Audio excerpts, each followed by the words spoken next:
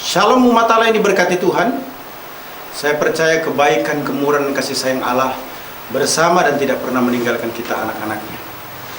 Kembali bersama dengan saya, Pendeta Dr. Hanas DTH dalam program Rem Ministry. Kita akan merenungkan firman Allah yang sejuk, yang membuat kita semakin bertumbuh, berakar, dan berbuah di dalam Kristus Yesus, Tuhan kita. Khotbah saya di sesi pertama terkait dengan sahabat sejati. Saya menekankan bahwa sahabat sejati ditunjukkan dengan menjadi sahabat yang berempati. Sahabat sejati di sesi kedua ini menekankan sahabat yang berkorban. Umat Allah yang diberkati Tuhan Yesus Kristus, terkait dengan sahabat yang berkorban ini, mari kita lihat apa yang dinyatakan Ayub 2 ayat 12 sampai dengan ayat yang ke-13. Firman Tuhan menyatakan demikian: ketika mereka memandang dari jauh, mereka tidak mengenalnya lagi. Lalu menangislah mereka dengan suara nyaring. Mereka mengoyak jubahnya dan menabur debu di kepala terhadap langit. Lalu mereka duduk bersama-sama dia di tanah selama 7 hari 7 malam. Seorang pun tidak mengucapkan sepatah kata kepadanya, karena mereka melihat bahwa sangat berat penderitaannya. Umat Allah yang diberkati Tuhan, sekalipun sahabat-sahabat Ayub mengetahui malapetaka yang menimpa Ayub, namun malapetaka yang diderita harus dipecahkan oleh si penderita dan bukan oleh ucapan menghibur yang bisa menyembuhkan dari sahabat-sahabat Ayub. Sekalipun sahabat-sahabat Ayub mengetahui malapetaka yang menimpa Ayub, mereka tidak menduga keadaannya separah itu.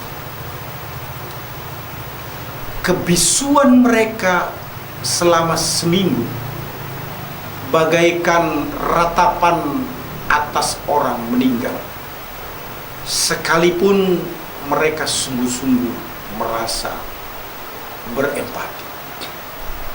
Sahabat Ayub bukan hanya berempati bagi Ayub, namun juga berkorban bagi Ayub. Berkorban artinya menyatakan kesetiaan atau pengorbanan.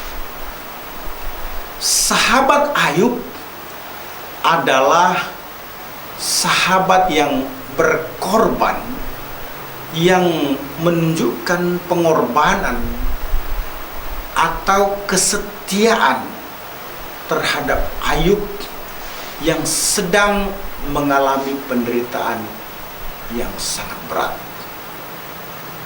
yang ditunjukkan dengan menangis, mengoyakkan jubah,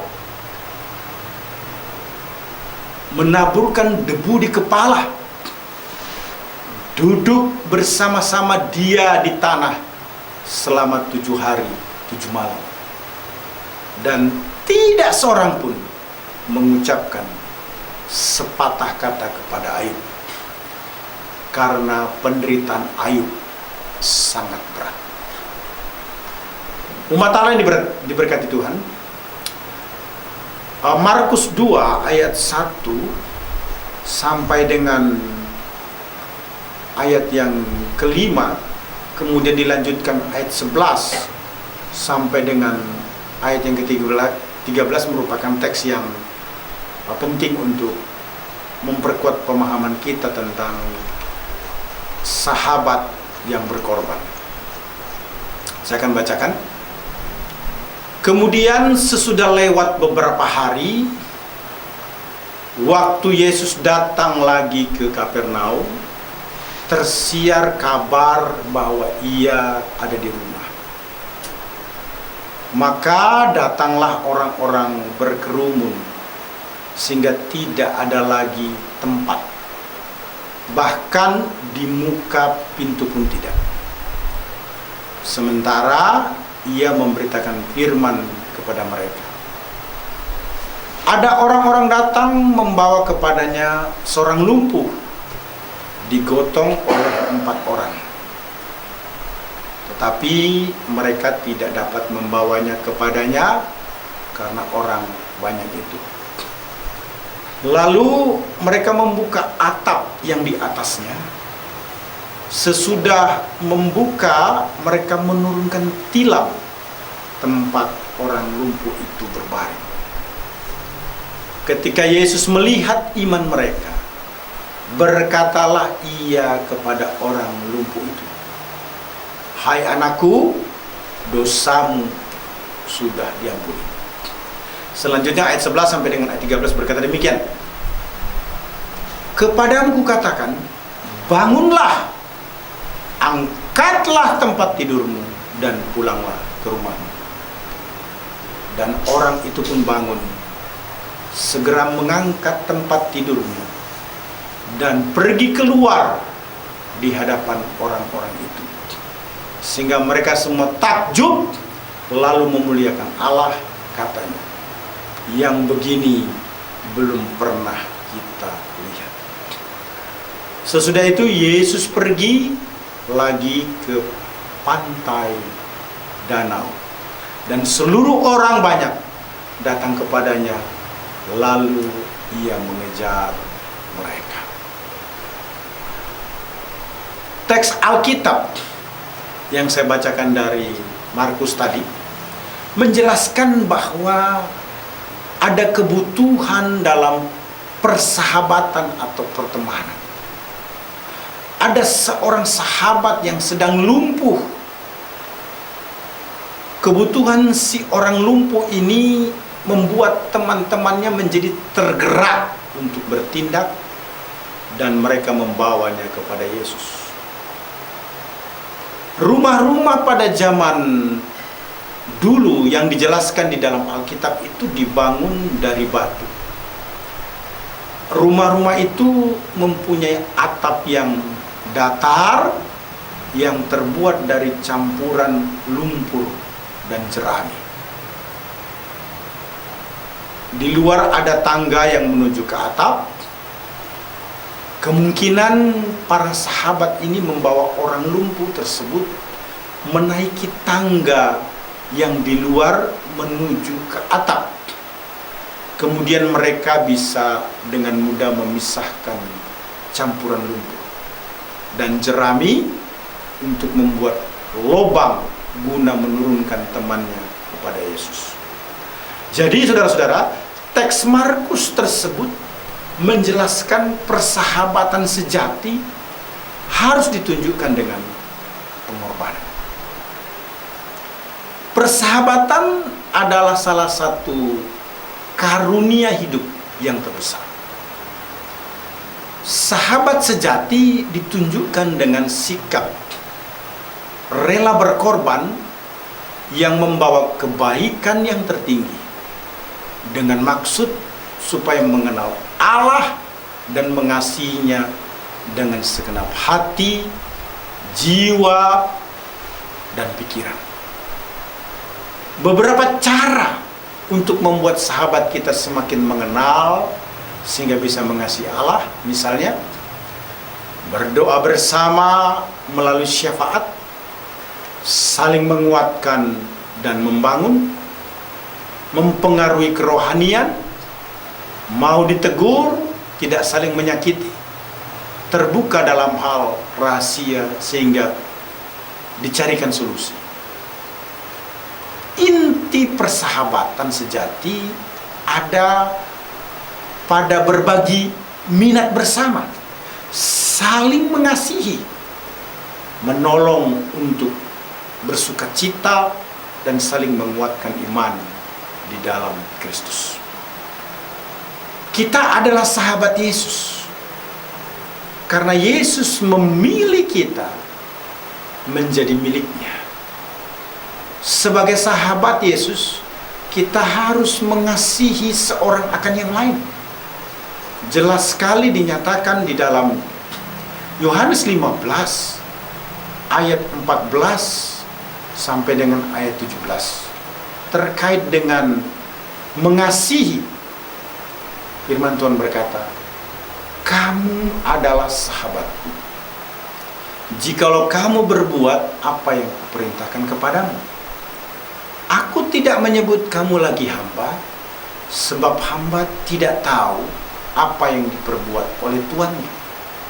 Tetapi aku menyebut kamu sahabat, karena aku telah memberitahukan kepada kamu segala sesuatu yang telah kudengar dari Bapa.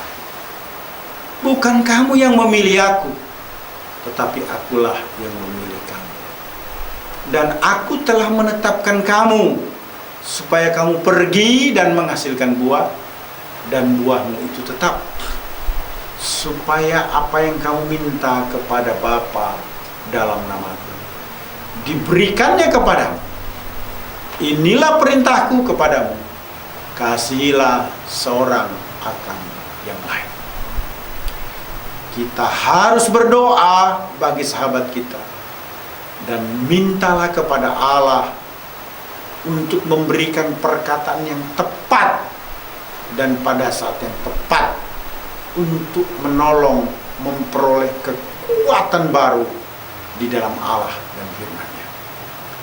Sahabat yang berkorban dipastikan mengutamakan untuk memenuhi kebutuhan sesama teman dengan cara yang baik. Filipi 2 ayat 3-4 menyatakan, dengan tidak mencari kepentingan sendiri atau pujian yang sia-sia. Sebaliknya, hendaklah dengan rendah hati yang seorang menganggap yang lain lebih utama daripada dirinya sendiri. Dan janganlah tiap-tiap orang hanya memperhatikan kepentingannya sendiri, tetapi kepentingan orang lain juga. Umat Allah yang diberkati Tuhan Yesus Kristus, menarik sekali. Sahabat sejati dengan teks utama Ayub 2 ayat 11-13 ini memberitahukan dua hal penting buat kita, bahwa sahabat sejati pertama adalah sahabat yang berempati.